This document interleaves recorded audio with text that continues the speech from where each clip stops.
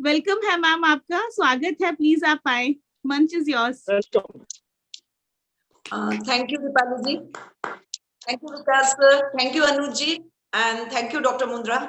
आप सबने और Soskar sir, thank you very much.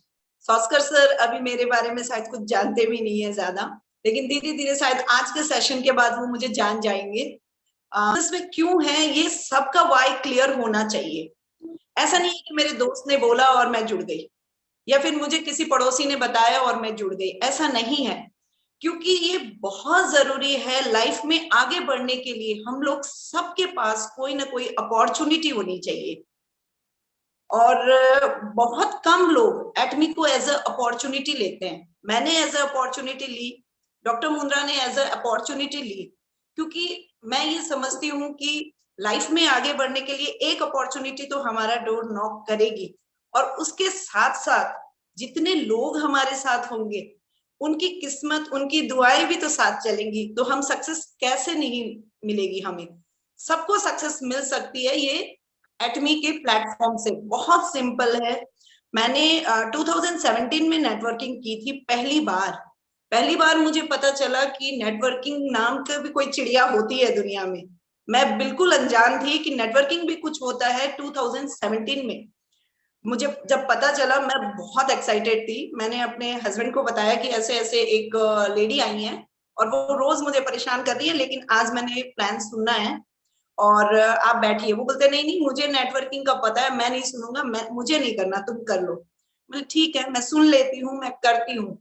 और जब मैंने प्लान सुना, उसके बारे में जाना कि ये भी एक तरीका है अपने आप को फाइनेंशियली फ्रीडम देने का और लोगों को अपने साथ लाने का, और बाकी सारी लेडीज जो कुछ भी नहीं कर सकती, यहाँ तक कि जो पढ़ी लिखी नहीं है, जो कुछ नहीं कर सकती, वो लेडीज भी इसमें काम कर सकती है। और फॉरेन ट्रिप्स है, घर है, कार है, और सारे सपने हम अपने पूरे कर सकते हैं पार्ट टाइम इसे करके। तो मैं बहुत एक्साइटेड हो गई कि मैं अपना काम तो कर ही रही हूँ, साथ में पार्ट टाइम 2 घंटे इसे भी कर लूंगी। और जब मैंने करना शुरू किया, फिर बाद में सर भी मेरे साथ आ गए, तो मुझे ये लगा कि नहीं, वाकई में ये बिजनेस बहुत अच्छा है। और सर ने जब साथ देना शुरू किया तो फिर तो सोने पे सुहागा हो गया मेरे काम में, मतलब 4 चांद लगते। सॉरी, लास्ट कंपनी में हम दोनों ने बहुत अच्छा काम किया, और इस कंपनी में हम पूरी मेहनत से, शिद्दत से दोनों हस्बैंड वाइफ इस काम को कर रहे हैं और पूरी ईमानदारी से इस काम को निभाते हैं। जब हम ये सोचते हैं कि हम इस कंपनी को क्यों ज्वाइन किया, एटमी, ज्यादातर लोग क्या सोचते हैं कि एटमी, ओह ये तो एक नेटवर्किंग है। नेटवर्किंग का मतलब अब तो हमें बहुत लोगों को लाना है, बताना है, प्लान दिखाना है, प्रोडक्ट सेल करना है, और ऐसी बहुत सारी चीजें लोग अपने दिमाग में अपने दिमाग में बना लेते हैं कि, लेकिन कुछ लोग, आप जैसे समझदार लोग, इसको अपॉर्चुनिटी के रूप में लेते हैं, और जो लोग इसे अपॉर्चुनिटी के रूप में लेते हैं वो लोग बहुत आगे तक बढ़ते हैं। जब आपको कोई हमारी बहुत सारे लीडर्स है जो हमें बहुत सारे लीडर्स की, बहुत सारे सक्सेसफुल लीडर्स की स्टोरीज बताते हैं। जब बहुत सारे सक्सेसफुल लीडर्स का नाम आता है, तो मैं भी कुछ लीडर्स को जानती हूँ और आप सब भी जानते हैं, टाटा जी एंड अंबानी। उसके बाद हम सचिन तेंदुलकर बहुत बड़े एग्जाम्पल है। उसके बाद में हम और भी ऐसे, जैसे अब्दुल कलाम जी, वो बहुत बड़े एग्जाम्पल है।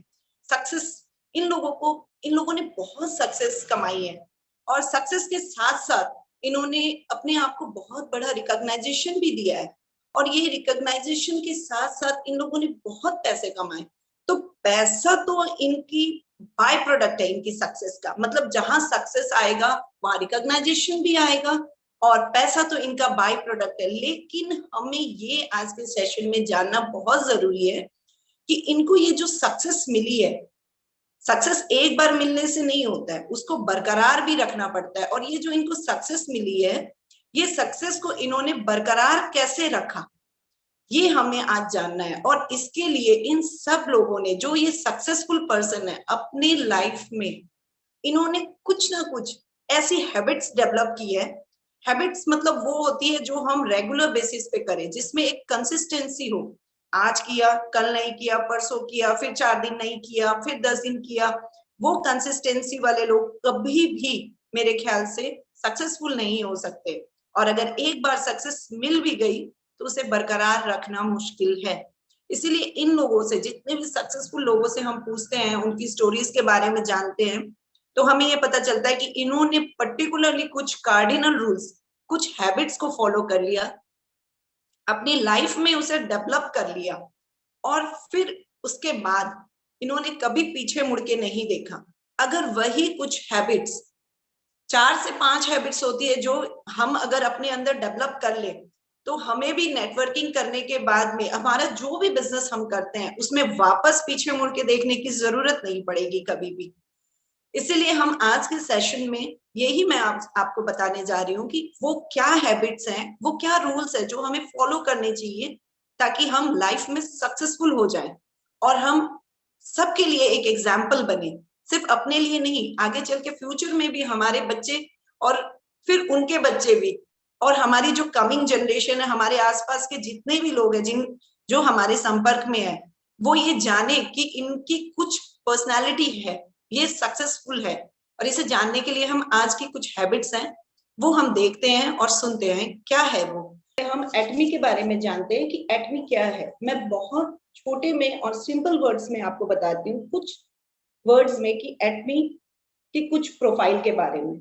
एटमी एक्चुअली साउथ कोरिया की एक कंपनी है जो साउथ कोरिया में सबसे पहले 2009 में लॉन्च हुई थी, और उसके बाद 2010 में ये ग्लोबली लॉन्च हो गई थी। ग्लोबली लॉन्च होने का मतलब पूरे वर्ल्ड में ये लॉन्च हुई, जहां से कोई भी इसमें काम कर सकता है।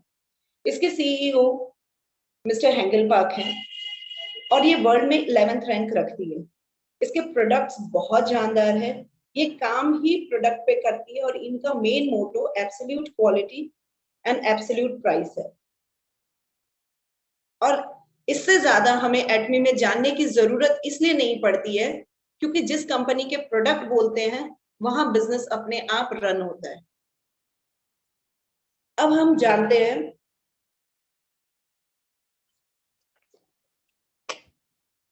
हैबिट, हम लोग अपनी हैबिट 1 के बारे में जानते हैं, think right. You registered for a business opportunity now. जब भी हम किसी कंपनी को ज्वाइन कर लेते हैं उसके बाद हम सोचते हैं कि अब क्या करना है, तो सबसे पहले हमें थिंक राइट करना है, मतलब सही दिशा में सोचना है, क्योंकि wrong thinking is the only problem in life. और ये कहता है पहला point, make your mind your friend. और वो कैसे कर सकते हैं हम?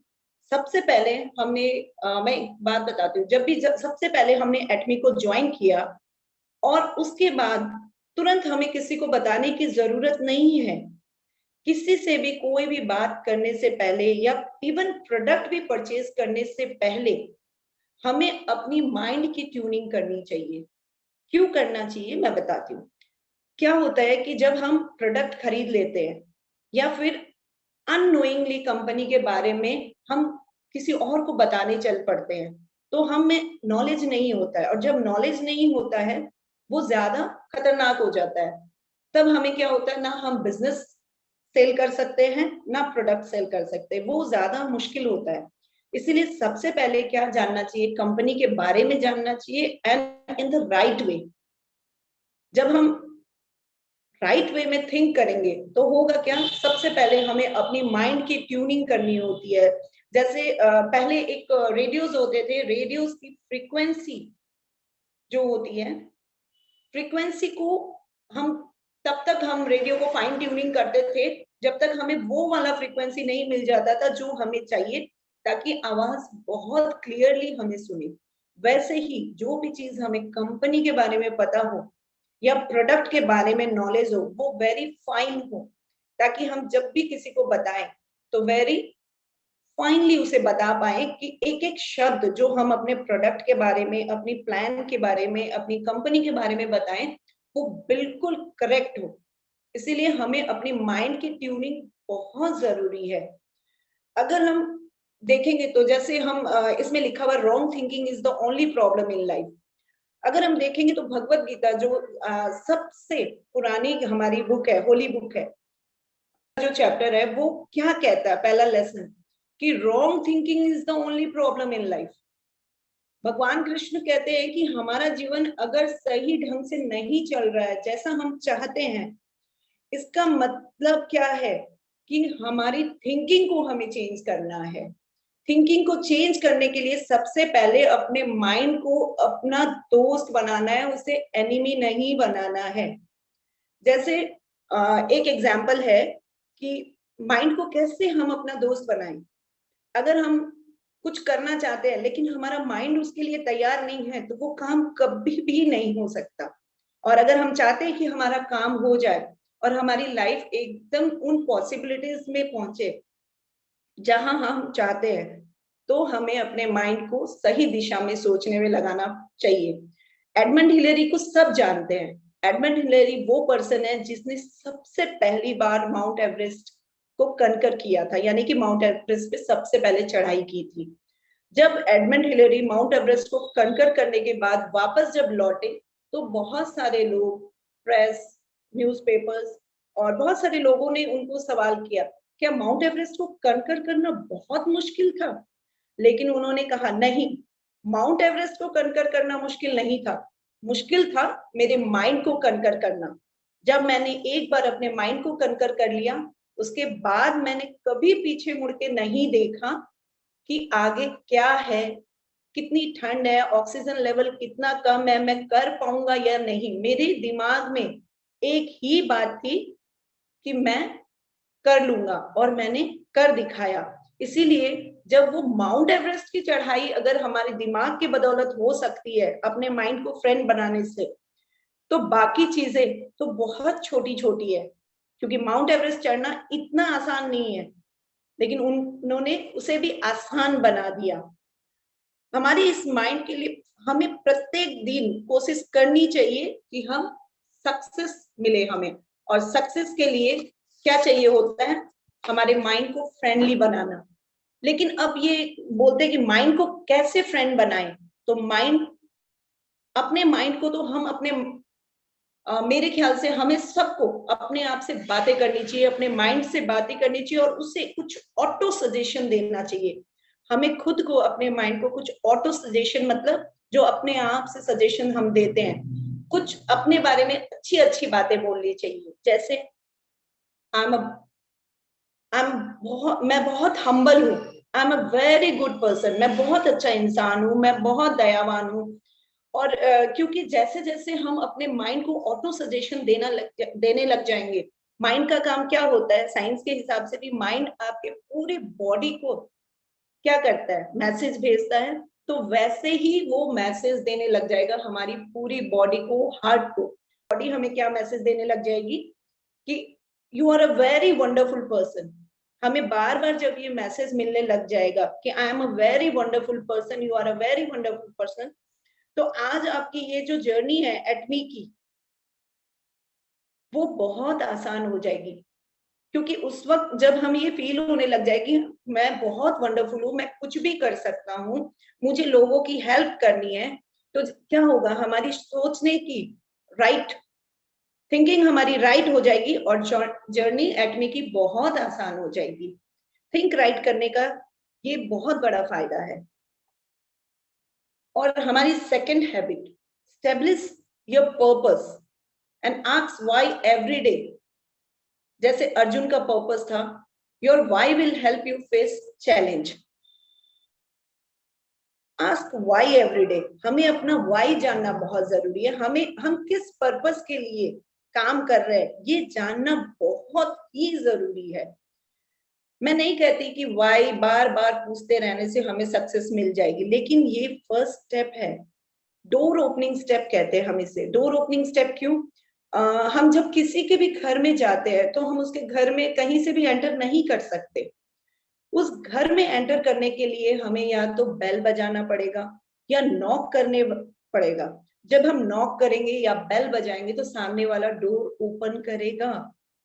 उसी तरह वो जब हम प्लान देंगे तो वो अपनी ओपन माइंड से सुनेगा, ये कहने का मतलब है। और ये तभी पॉसिबल है जब सामने वाले ने डोर ओपन करा। वैसे ही हमारी एटमी की जर्नी का पहला स्टेप है हमारा वाई जानना। क्योंकि जर्नी ऑफ 1000 माइल, क्योंकि बहुत लोगों ने ये कहा है journey of 1000 mile start with the first step. आप कोई भी जर्नी स्टार्ट कर लीजिए, उसके लिए पहला कदम तो कभी ना कभी बढ़ाना ही पड़ेगा, लेकिन वो पहला कदम जब आपने रख दिया मतलब आपने अपनी जर्नी स्टार्ट कर ली है, और वो भी हमें सही दिशा में, यानी थिंक राइट हैबिट 1 को फॉलो करते हुए कर देना है। तो हम जितना अपने माइंड को स्ट्रॉन्ग करते जाएंगे उतनी जल्दी हमें सक्सेस मिलेगी। और एक एग्जाम्पल है, जब अर्जुन रणभूमि में, युद्ध भूमि में पहुंचा और उसने देखा, युद्ध करने के लिए जब वो पहुंचा, उसने देखा सामने जिनको वो युद्ध में जीतने आया है, जिनसे वो जीतने आया वो उसके अपने हैं। और उसने क्या किया, उसने अपना मन चेंज कर लिया, अपना माइंड चेंज कर लिया कि मैं अपने लोगों को नहीं मार सकता, मैं ये नहीं कर सकता। तब कृष्ण ने क्या कहा, भगवान कृष्ण ने कहा कि यहाँ अपने और पराये नहीं सोचना, हमें क्या सोचना है, कौन सही है कौन गलत, think in the right way. और तुम किस पर्पस के लिए यहाँ आए हो, वो पर्पस उन्होंने उनका गीता में क्लियर किया। और जब उनका पर्पस और वाई क्लियर हो गया तब उन्होंने युद्ध किया, और उस युद्ध को उन्होंने बहुत इजीली जीत भी लिया। इसका मतलब है जब हम सही दिशा में काम करेंगे, सही दिशा में काम करेंगे, हमारी डायरेक्शन जब सही होगी तो हम जो भी काम करेंगे वो बहुत अच्छा होगा। वो काम चैलेंज की तरह नहीं लगेगा हमें, वो काम इजी हो जाएगा। और ये तब ही पॉसिबल है जब हमारा पर्पस हमें पता हो और हम उसे राइट थिंकिंग के साथ आगे बढ़े। इसलिए फ्रेंड्स, हमें अपनी, इसके लिए हमें बहुत सिंपल सी एक चीज करनी है जो हमने भी कर रखी है अपने घर में। हम जब भी सुबह उठते हैं, हमारी बेड के ठीक सामने हमने एक बोर्ड बना रखा है, और उस बोर्ड में हम अपने पूरे डाउनलाइन का चार्ट लगा रखा है, प्लस में हमें क्या क्या करना है डेली वो हमने वहां उस गोल शीट पे लिखा हुआ है। तो हर किसी को ये गोल शीट बनाना बहुत जरूरी है, क्योंकि हम पूरे दिन तो बहुत बिजी होते हैं, लेकिन सुबह उठते ही जहां हमारी सबसे पहले नजर जाती है, हम उसे डायरेक्टली या इनडायरेक्टली उसे पढ़ना ही पड़ेगा हमें। इसीलिए मैंने भी, सर ने भी अपने बेड के आगे वो गोल शीट बना के लगा रखी है। उस गोल शीट को उस गोल शीट को हम जब भी हम पढ़ते हैं तो हमें पता है हमारा वाई क्या है, और वो हमें और मजबूत बनाता जाएगा। जब हम हर सुबह उस गोल शीट को देखेंगे तो हमारा चैलेंज और भी इजी लगेगा। थोड़ा थोड़ा काम उसमें से आप डेली कर लीजिए, आपको लगेगा मैं तो अपनी मंजिल के एक लेवल और पास आ गया हूँ। और जैसे जैसे आप पास आते जाएंगे अपनी मंजिल के, अपनी गोल शीट के, आपको लगेगा अब तो नया कुछ बनाना है, अब तो ये गोल शीट को थोड़ा साइड करो, थोड़ी और जगह लो, दूसरी शीट पे लिखो कि मुझे क्या क्या करना है।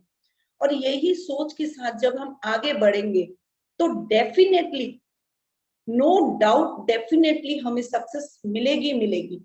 ये कुछ कार्डिनल रूल्स हैं जो एटमी में हमें चाहिए ही चाहिए। हम नेटवर्किंग में जब भी आते हैं तो ये सोच के आते हैं कि इट्स वेरी इजी, बट मैं कहती हूँ it's very easy, it's not so easy but it is very easy.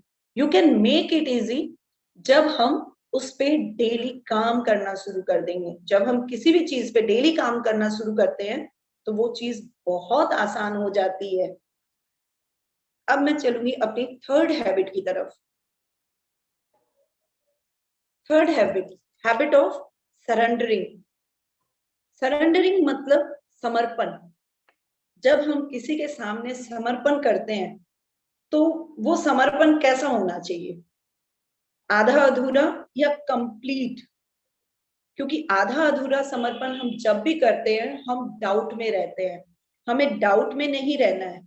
क्योंकि जब हम कोई भी काम डाउट के साथ स्टार्ट करते हैं तो वो कभी भी पूरा नहीं हो सकता जिस तरह हम चाहते हैं। तो उससे पूरा करने के लिए हमें पूरा पूरा आत्मसमर्पण करना चाहिए अपने अपलाइन के आगे। क्योंकि हम जिस बिजनेस में है, नेटवर्क मार्केटिंग, वो बिजनेस फेथ एंड ट्रस्ट का है, और ये बिजनेस फेथ एंड ट्रस्ट पे ही चलता है। क्योंकि अगर डाउट है तो हमारी मेहनत के साथ साथ जो हम प्रेयर करते हैं वो गॉड तक पहुंचने से पहले पहले डाइल्यूट हो जाएगी। और जब डाइल्यूट हो जाएगी मतलब उसका रिजल्ट भी डाइल्यूटेड ही आएगा। डाइल्यूट इन द सेंस, अगर मन में अगर मगर इफ एंड बट हम रख के कोई भी काम करते हैं तो वो काम कभी भी पूरा नहीं हो सकता। मैं समझती हूँ कि हमारा जो एटमी का प्लान है वो सबसे बेस्ट है, सबसे बेस्ट है। हेंगल पार्क सर ने उसे बनाया ही इस तरह है कि हम सबको सक्सेस मिलेगी। जो हमारा पॉइंट ए है, to the plan, it is the best plan. क्यों? क्योंकि उन्होंने उस प्लान को इस तरह बना के पेटेंट किया है कि उसको कोई और कॉपी कर ही नहीं सकता है। हमें सक्सेस मिलेगी, थोड़ा टाइम लगेगा, थोड़ा डिवोशन चाहिए और मेहनत लगेगी, लेकिन रिजल्ट जरूर मिलेगा। हेंगल पार्क सर ने ये कहा है कि मैं सबको करोड़पति बनते हुए देखना चाहता हूँ। वो सबको करोड़पति बनना देखते हुए करोड़पति बनते हुए देखना चाहते हैं, लेकिन हम भी तो ये सोचे कि क्या हम इतने कैपेबल हैं? क्या मैं इतना कैपेबल हूं कि इन सब पे खरा उतरूं? खरा मतलब यहाँ पे टू द कंपनी, जो सेकंड पॉइंट है। किसी भी कंपनी का प्लान बहुत अच्छा हो सकता है, लेकिन हमारे एटमी का प्लान बेस्ट है। तो उस बेस्ट प्लान के हिसाब से हमें भी बेस्ट बनना पड़ेगा। हम बेस्ट होते नहीं है, हमें बनना पड़ता है बेस्ट। अगर हमें खुद पे डाउट है तो बस हमें एक ही काम कर लेना चाहिए। मेरे ख्याल से ये बहुत इजी है। मैंने अपने लास्ट कंपनी के एक्सपीरियंस से यही सीखा है कि जब हम में कुछ भी नहीं आता है और हमें अपने ऊपर भी डाउट है तो एक काम सबसे पहले कर लेना चाहिए, वो है अपने अपलाइन के सामने, to the upline, third point, to the upline, यानी कि अपने अपलाइन के पास जाना चाहिए और उसके सामने सरेंडर कर देना चाहिए। सरेंडर इन द सेंस, जब हम सरेंडर करते हैं तो ये समझ लीजिए कि वो आपकी नाव पार लगा देगा। क्योंकि अपलाइन एक ऐसा बंदा है, वो एक ऐसा you can say next to God है, जो आपको बिना किसी लालच के आपकी हेल्प करेगा, आपको ग्रो करने में मदद करेगा और आपकी जहां मुश्किलें होंगी उसे वो खुद ब खुद आसान कर देगा, क्योंकि वो उस बात से गुजर चुका है। उसे पता है कि कहाँ और किस टर्न पे आपको गड्ढा मिलेगा, आप कहाँ गिर सकते हैं, आपको कैसे उठना है, आप क्या करोगे तो आप जल्दी आगे बढ़ोगे। तो जितना टाइम उनको लगा उस लेवल तक पहुंचने में, वो आपको उससे पहले पहुंचा देंगे अपने एक्सपीरियंस के बेसिस पे। एक बहुत सिंपल और सोवर एग्जांपल है कि दुनिया का, मैं बोलती हूँ दुनिया का, नॉट ओनली किसी कंपनी का, दुनिया का सबसे बेस्ट डाउनलाइन कौन है? क्योंकि जब डाउनलाइन बेस्ट होता है तो अपलाइन भी अपने आप बेस्ट हो जाता है। तो मेरे ख्याल से जो हमारे हनुमान जी है, बालाजी महाराज, उनसे बढ़िया डाउनलाइन कोई भी नहीं है दुनिया में। उन्होंने अपने भगवान के आगे, राम जी के आगे पूरी तरह सरेंडर किया। वो इतने बेस्ट डाउनलाइन बने कि उनका अपलाइन अपने आप बेस्ट हो गया। उन्होंने कभी ये सोचा नहीं, जब राम जी ने उनको कुछ भी करने के लिए कहा, कुछ भी, उन्होंने बिना सोचे समझे उस काम को कर दिया। और जो करने का नतीजा है उसका रिजल्ट हम सबको पता है। किसी को बताने की मुझे मेरे ख्याल से जरूरत ही नहीं है कि वो आज तक इसीलिए पूजनीय है कि उनके जैसा कोई नहीं है। इसीलिए जब आप फेथ करते हैं, विश्वास करते हैं अपने अपलाइन पे, कंपनी पे, तो आप अपने आप पे, मेरे कहने का मतलब है जब आप किसी पे भी विश्वास करते हैं, अपने अपलाइन पे, अपनी कंपनी पे, तो आप उन पे कोई फेवर नहीं कर रहे हैं। आप कंपनी पे या अपलाइन पे फेवर नहीं कर रहे हैं, आप अपने आप पे फेवर कर रहे हैं। क्योंकि आपकी आधी मुश्किलें आपका अपलाइन, आपकी कंपनी कम कर देता है। तो फेवर तो खुद पे ही हुआ ना। और जब हम खुद पे फेवर करते हैं तो खुद पे फेवर करते वक्त क्या करना चाहिए? जब किसी पे हम ट्रस्ट कर रहे हैं तो उस पर पूरी तरह ट्रस्ट करना चाहिए। अपने अपलाइन पे पूरा ट्रस्ट करना चाहिए, कंपनी पे पूरा ट्रस्ट करना चाहिए। और उससे क्या होता है, हमारे सबके अंदर एक एनर्जी है, पॉजिटिव एनर्जी है, जो ये ऊर्जा है कि जिस तरह की वाइब्स हम यूनिवर्स में भेजते हैं, यूनिवर्सल पावर का ये नियम है, point D, to the universal power, कि वो वैसी ही वाइब्स वो अच्छा बुरा नहीं जानती है। आप जैसी वाइब्स वहां भेजोगे वापस वैसी ही वाइब्स आपको मिलेगी। मुंद्रा सर अक्सर कहते हैं कि अगर आप काली बॉल फेंकोगे तो काली रिटर्न होगी, और अगर आप किसी की तरफ सफेद बॉल फेंकोगे तो वापस आपकी तरफ सफेद बॉल ही आएगी। उसी तरह यूनिवर्सल पावर ये कहता है कि हम जैसी ऊर्जा, जैसी वाइब्स अपने अपलाइन की तरफ, कंपनी की तरफ या किसी की तरफ भी भेजते हैं, वैसी ही वाइब्स हमें वापस मिलती है। तो हम क्यों ना बहुत अच्छी अच्छी वाइब्स भेजें। जब हम अच्छी अच्छी वाइब्स भेजेंगे तो हमें बहुत अच्छा फील होगा और हमारे अपलाइन से भी हमें पॉजिटिव वाइब्स मिलेगी और हम इस बिजनेस में बहुत ज्यादा सक्सेसफुल हो जाएंगे। इसमें लास्ट पॉइंट है, your mind is a garden, feed it like positive seed. सबके घर में कुछ ना कुछ पौधे होते हैं और हमारा माइंड भी एक पौधे की तरह है। हम इस माइंड में कैसा खाद डालेंगे, कैसी मिट्टी डालेंगे, कैसे बीज डालेंगे, उसी हिसाब से इस सीडलिंग होगी। सीडलिंग यानी कि जो पौधा उगेगा वो वैसा ही होगा। अगर हम अच्छी खाद, अच्छे बीज डालते हैं तो पौधा बहुत अच्छा होता है। अगर हम अच्छे अच्छे सोचेंगे तो सब कुछ अच्छा होगा। तो इसी तरह हमें अपने अपलाइन पे भी पूरी विश्वास करते हुए, ठीक है, हमें आगे बढ़ना चाहिए। लेकिन अपलाइन सब कुछ नहीं कर सकता, मेहनत तो हमें ही करनी पड़ेगी, वो भी सही डायरेक्शन में, जो हमारी फर्स्ट हैबिट है, राइट थिंकिंग के साथ। और ये आज से नहीं, बहुत पुराने टाइम से हमने सुना है कि जिसने अपने गुरु के सामने पूरी तरह समर्पण कर दिया है, गुरु भी उसे अपना सब कुछ दिल खोल के उसे सिखाता है। जैसे बहुत सारे स्टूडेंट होते हैं, लेकिन टीचर का भी एक फेवरेट स्टूडेंट वही होता है जो टीचर को अपना सब कुछ देता है, यानी कि रेस्पेक्ट। और अब हम आते हैं अपनी फोर्थ हैबिट के पास, habit of sacrifice and consistent action. आपने बहुत बार सुना है कि हमारा तो काम नहीं हो रहा है। ये मैक्सिमम लोगों की प्रॉब्लम होती है नेटवर्किंग में कि मेरा काम नहीं हो रहा, 1 साल से मैं काम कर रही हूँ, मेरा कुछ भी नहीं हो रहा है, मुझे कोई अमाउंट नहीं हो रहा, मेरी टीम नहीं बढ़ रही है, ग्रो नहीं हो रहा है, 2 साल हो गए ज्वाइनिंग कर रखी है पर कुछ भी नहीं हुआ। क्यों क्यों ऐसा हुआ? इसका रीजन इसका रीजन क्या है? इसका रीजन है हमारे काम में कंसिस्टेंसी नहीं है। वही हम काम कभी करते हैं, कभी नहीं करते हैं, फिर हमने थोड़े दिन छोड़ दिया, हम अपनी लाइफ में बिजी हो गए, तो ऐसे करके हमें कंसिस्टेंसी नहीं होती है।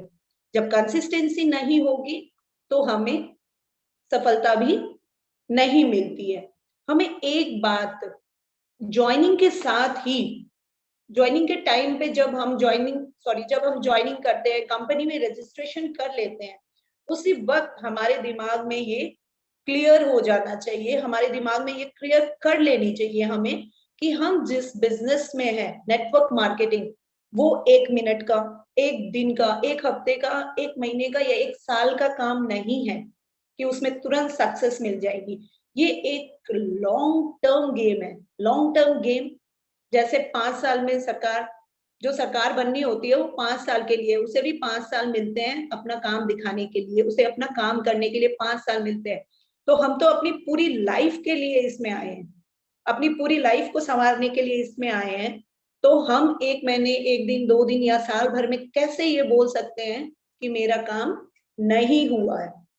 कुछ लोगों को, मैं मानती हूँ, कुछ लोगों को सक्सेस बहुत कम टाइम में मिलती है, लेकिन ये सक्सेस उन्हीं को मिलती है जो रेगुलर एफर्ट पुट कर रहे हैं।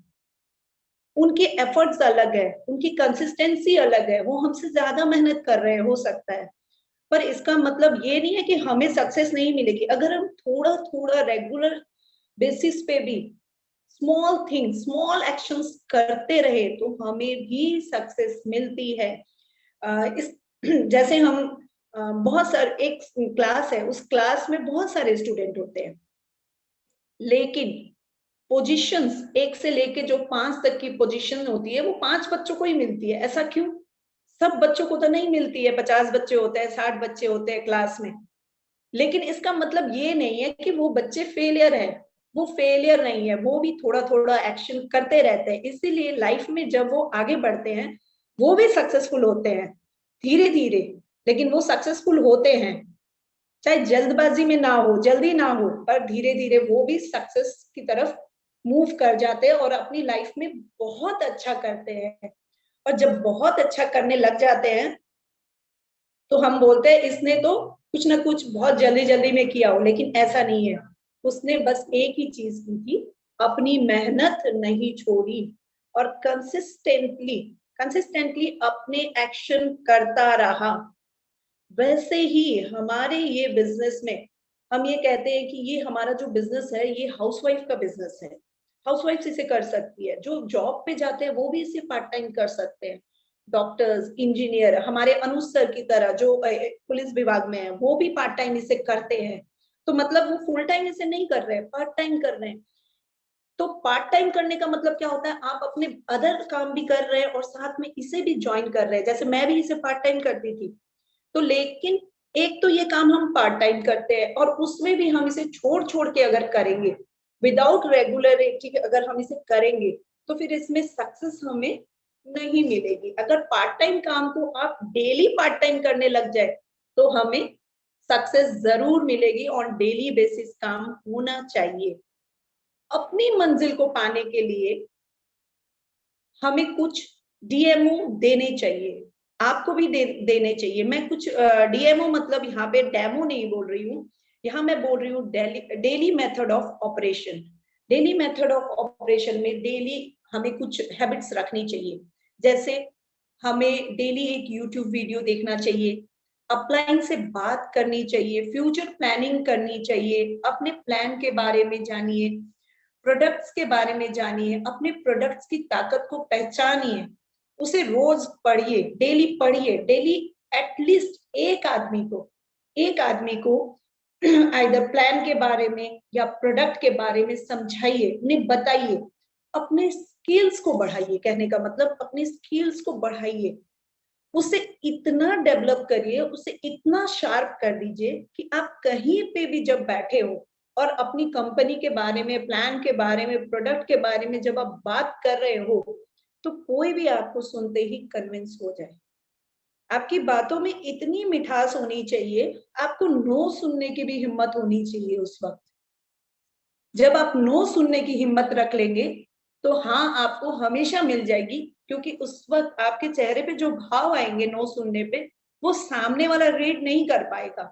क्यों? क्योंकि उसे ये लगेगा ही नहीं कि सामने वाले को बुरा लगा है या उसने चेहरा बनाया है या हमें कुछ खराब लग रहा है सामने वाले को नो बोलने से। तो धीरे धीरे आपकी उससे दोस्ती हो जाएगी एक अनजान से भी, और वो कभी ना कभी आपके साथ आपके बिजनेस में इनरोल हो जाएगा। और यही तो आप चाहते थे, इसीलिए हमें रेगुलर फॉलो अप भी करना चाहिए। अब हमारी तीसरा पॉइंट है, work for a cause not for applause. हम जो भी काम करते हैं वो किसी ना किसी कॉज के लिए करते हैं। जैसे मैं अपने घर में खाना बनाती हूँ तो किसके लिए? अपने परिवार के लिए, अपने बच्चों के लिए, अपने हस्बैंड के लिए, खुद के लिए। वो एक कॉज है, क्योंकि मैं ये चाहती हूँ या सभी लेडीज क्या चाहती है कि हमारे बच्चे भूखे ना रहे और हम अच्छे से अच्छा उनको फीड कर सकते। कुछ लेडीज, मैक्सिमम 70% लेडीज वर्क करती है। क्यों? क्योंकि उनका एक कॉज होता है कि हम अपने घर में हाथ बटा सके, अपने हस्बैंड को थोड़ा ईज मोड में रख सके, उनके ऊपर सारा बर्डन ना डाले। लेकिन जब हम ये काम करते हैं तो हम किसी के ये सोच के नहीं करते हैं कि अब मैं बड़ी, मतलब हम जो भी काम करें उसे बहुत इजीली करना चाहिए, रोते हुए नहीं करना चाहिए कि मैं ये मुश्किल में हूँ, अब मैं कैसे करूंगी, ये नहीं हो पाएगा मुझसे। ऐसे सोच के नहीं करना चाहिए, क्योंकि जब हम किसी कॉज के लिए काम करते हैं तो हमें रिकॉग्नाइजेशन मिलती है। हमें बहुत ज्यादा मैं ये बोलती हूँ कि बहुत ज्यादा रिकॉग्नाइजेशन के साथ साथ हमारी जो नेटवर्किंग कंपनी है उसमें पैसा भी बहुत आता है। और जब हम कॉज के लिए काम करते हैं, कॉज क्या क्या होती है, बहुत सारी कॉज होती है कि मैंने, मेरे सपने क्या है, मुझे लोगों की हेल्प करनी है, मुझे मेरे बच्चों को फाइनेंशियली फ्रीडम देनी है, मेरे पेरेंट्स के लिए मुझे कुछ करना है। तब हमारा ये काम हमारे लिए इंजॉयबल हो जाएगा, मीनिंगफुल लगेगा। और हमें अपनी सारी पॉजिटिव एनर्जी के साथ अपने कॉज के लिए काम करेंगे, रोते हुए नहीं, किसी को दोष देते हुए नहीं कि मेरा काम नहीं हो रहा है। हमें रिजल्ट जरूर मिलेगा, हमें हमारा बेस्ट देना है।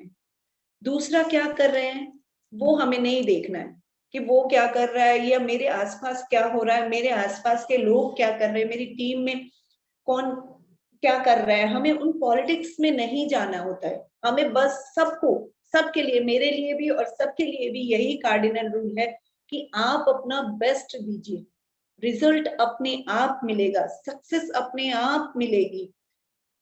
हम सब में एक शक्ति है पॉजिटिव एनर्जी, और पॉजिटिव एनर्जी की सबसे अच्छी बात ये होती है कि हम जितनी चाहे उसे यूज कर ले वो कम नहीं होती है।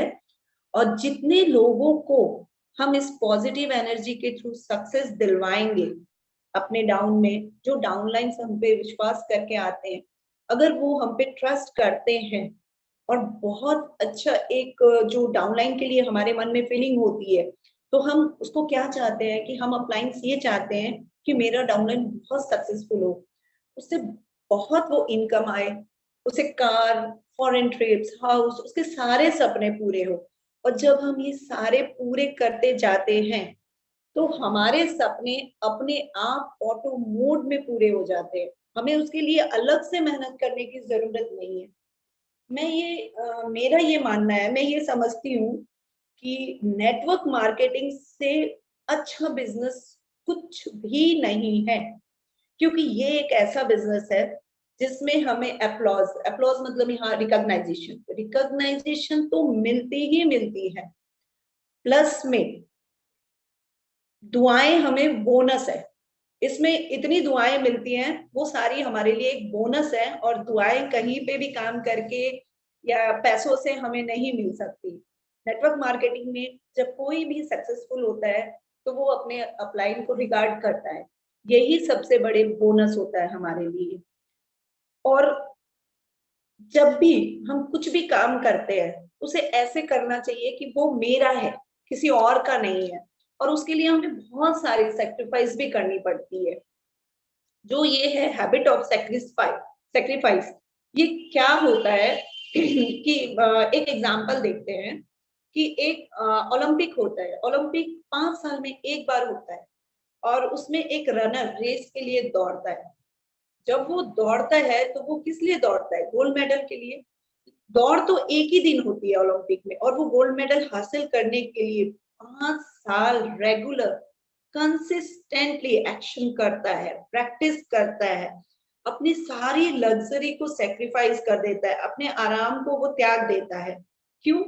क्योंकि उसे ये लगता है कि उसका जो टारगेट है वो एक गोल्ड मेडल है, और उस एक गोल्ड मेडल के लिए वो अपनी सारी खुशियों को भी साइड कर देता है। खुशियां मतलब यहाँ पे अपना जो भी उसको लग्जरी है, आराम है, उसे साइड कर देता है ताकि वो उसे मिल सके।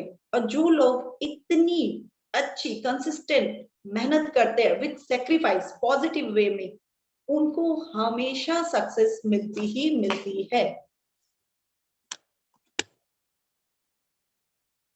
अब हमारी हैबिट 5, हम डॉक्टर्स क्या करते हैं, क्या कहते हैं, जब हमारे पास कोई पेशेंट आता है तो हम बोलते हैं आपकी बॉडी में कुछ विटामिन, कुछ मिनरल्स की कमी है, आप ये ले लो, आपको विटामिन और मिनरल्स की कमी है, वो पूरी हो जाएगी और आप बिल्कुल फिट हो जाएंगे, हेल्दी हो जाएंगे।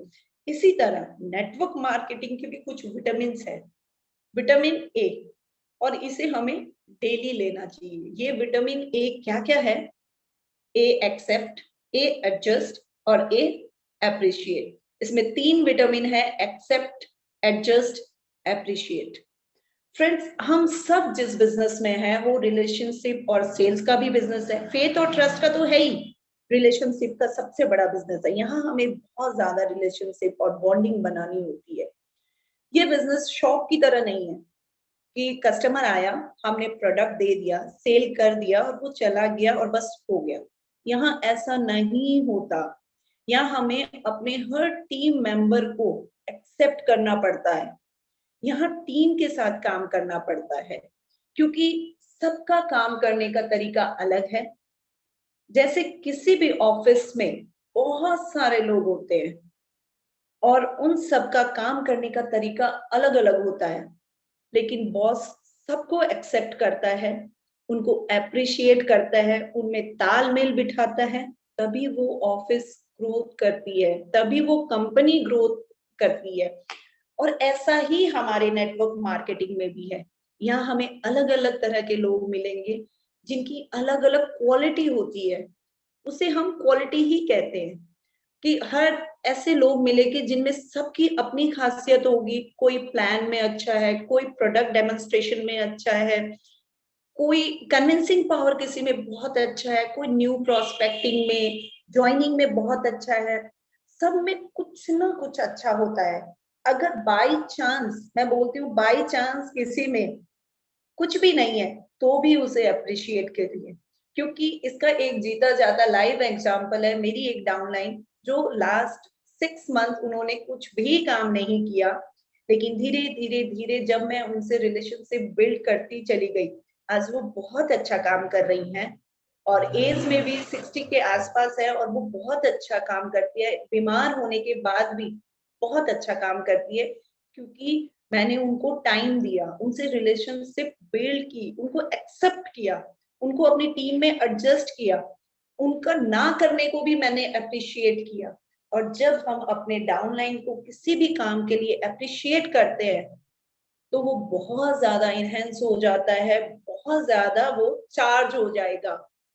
जैसे जैसे हमारी किसी डाउनलाइन ने मान लीजिए 20,000 पीवी किए, 30,000 पीवी किए, तो हमें तुरंत फटाफट से उसे उसका एक पोस्टर बना के डालिए, उसे अप्रिशिएट करिए। सारी टीम मेंबर्स उसे अप्रिशिएट जब करते हैं, उसे दिखता है ये बहुत अच्छा बिजनेस है, मुझे जहाँ कोई वैल्यू नहीं थी कहीं पे, वहां इस बिजनेस में मुझे बहुत वैल्यू मिल रही है, लोग मुझे अप्रिशिएट कर रहे हैं, तो वो आपको दुगनी रफ्तार से भागेगा। और जब हमारे टीम मेंबर्स में सबके साथ यही होगा, वो चार्ज हो जाते हैं। और जब एप्रिशिएशन का इतना पावर है कि वो बुलेट ट्रेन से भी आगे चलते हैं, स्पेशली लेडीज। जो लेडीज है वो नेटवर्क मार्केटिंग में इसलिए ज्यादा सक्सेसफुल है क्योंकि उनको विश्वास चाहिए और थोड़ा सा बस एप्रिशिएशन, प्यार, उनकी तारीफ, सच्ची तारीफ चाहिए। और जब उनको सच्ची तारीफ मिलती है तो वो लिटरली बहुत अच्छा काम करती हैं। और जिस काम को लेडीज अच्छे से करने लग जाए, वो उसे कभी नहीं छोड़ती है।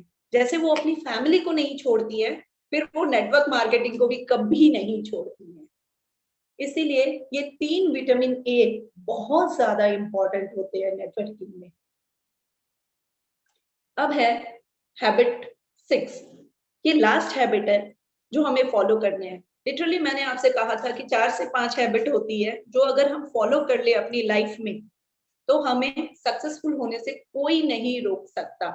तो हैबिट, नेटवर्क मार्केटिंग जैसे ही हम सुनते हैं, हमें पता है कि हमें टीम में काम करना है, चाहे 1 लाख 2 लाख 3 लाख 4 लाख जो भी है, वो टीम में करना है। और टीम का में काम करने का मतलब सब में तालमेल बिठा के काम करना होता है। टीम में सब एज अ टीम होते हैं, वहां कोई ऊपर नहीं, कोई नीचे नहीं। उसमें हमारे लिए जितना बड़ा हमारा सपना, उसको पूरा करने के लिए उतना ज्यादा जुनून, ज्यादा मेहनत, उतनी बड़ी टीम बनानी होगी, तालमेल बिठाना होगा, काम करना होगा। इसलिए इसमें कहा गया है the bigger the dream the greater the need for a team. इसका सबसे, मेरे ख्याल से इससे बढ़िया एग्जाम्पल नहीं हो सकता। जो एक हारे हुए टीम को भी जिता दे, वो ही एक सबसे अच्छी टीम होती है। इसका एग्जाम्पल है 1983 का क्रिकेट वर्ल्ड कप, जहां इंडियन का मैच देखने के लिए, जब हमारी इंडियन टीम बाहर गई थी विदेश में खेलने के लिए उस टाइम 1983 में, तो इंडियन का मैच देखने में किसी को भी इंटरेस्ट नहीं था, क्योंकि सबने अपने दिमाग में, माइंड में ये सोच रखा था कि Indian player are not worthy, वो कुछ भी नहीं कर सकते। लेकिन जब कपिल देव जी ने अपनी पूरी टीम को अपना सपना बताया कि हमें विदेश में अपना झंडा लहराना है, तिरंगा लहराना है और हमें वर्ल्ड कप लेके जाना है, हमें ये जीतना है, तो कपिल जी ने अपनी छोटी सी टीम की हिम्मत को बड़ा बना दिया। और खुद की हिम्मत को भी बड़ा बना लिया, सपना दिखाया कि वो कुछ भी कर सकते हैं।